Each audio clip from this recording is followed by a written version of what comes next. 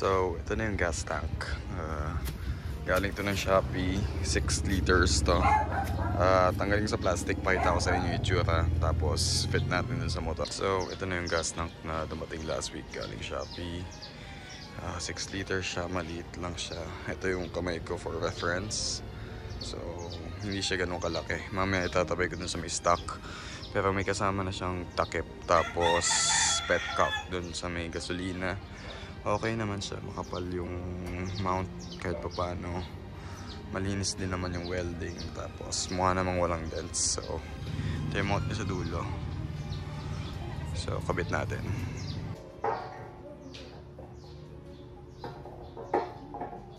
Ito siya ngayon na nakakabit dito sa may chassis. Siguro gagawa pa ako ng bracket dito kasi nakita nyo may medyo malayo. Pero madali na lang tong part na to. Ang issue na ano ko dito is ito, yung kabitan ng lumang tangke. So, hindi siya lumulusot ng tuluyan kasi nakaharang to. May bakal yan eh. Yan o, bakal. So, gagrinderin ko to, tanggalin ko para maibaba ko tong tangke. So, ito yung itsura na yan.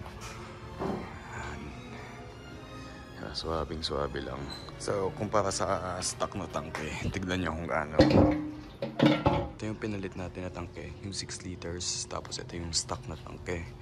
Tignan nyo kung gaano kalaki yung size difference. Diba? Ang layo nung forma ng tangke na to. At para dito sa stock.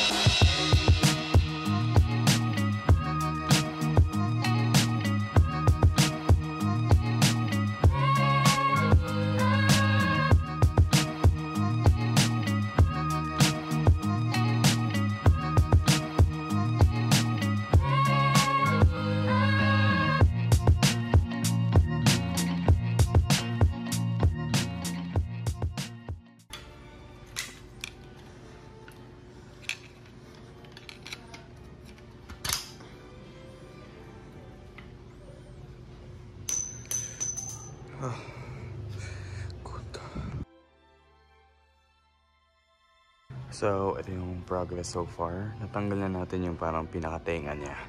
So, itong mismong tubo na lang tatanggalin natin. Nakalusot lang naman nata to.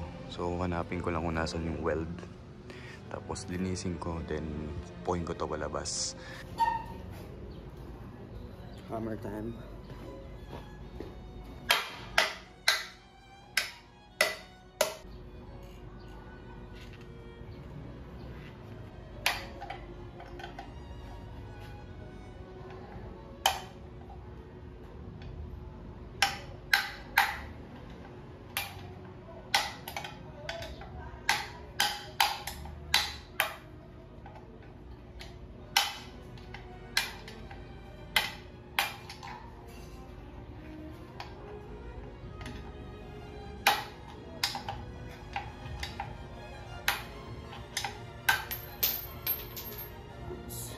And suabe, natanggal na natin yung pinaka ito.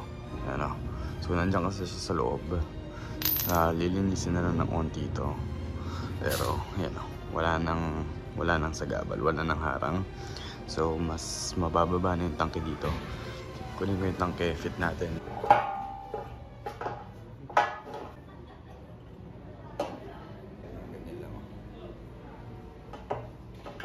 Kababa na siya, 'di ba kasi kanina, nung medyo nakaangat siya pag ganun.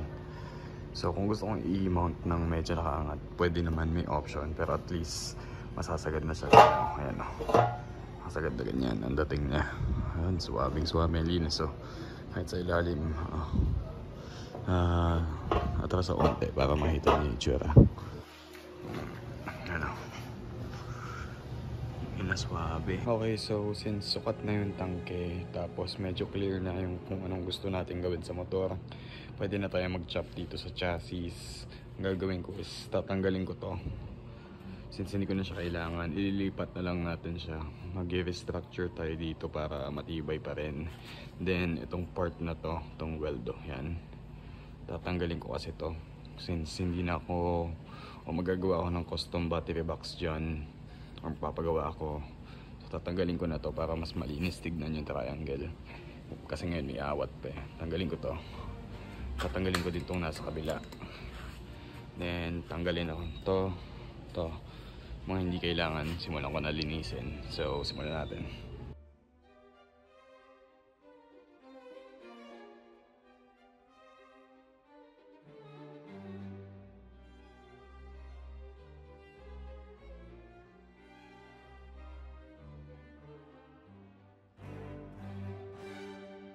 Ayun, natapos ko nang tanggalin yung pinaka dito, support, yung kabitan nung takip. Lilinisin pa to, hindi pa siya final, pero at least natanggalan na siya. Ang next na tatanggalin natin is ito. Titignan ko kung babaklasin ko na or babaklasin ko na o tatanggalin ko na rin tong pinaka mounting nito. Pero so far, so good. Unti-unti tayong umaabot dun sa may goal natin. So, yeah.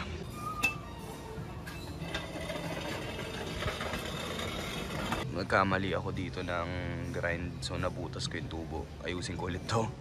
Tapos, linisin na lang. Pero, mostly done na yan. So nakapag-decide na tayo sa build. Ang gagawin natin, bobber. So, tignan nyo kasi yung tindig. Nung nakita akong tumindig to ng ganito, doon sure na ako na gusto ko ng bobber. Medyo matagal-tagal na rin balak ng build ng bobber, so good na natuloy.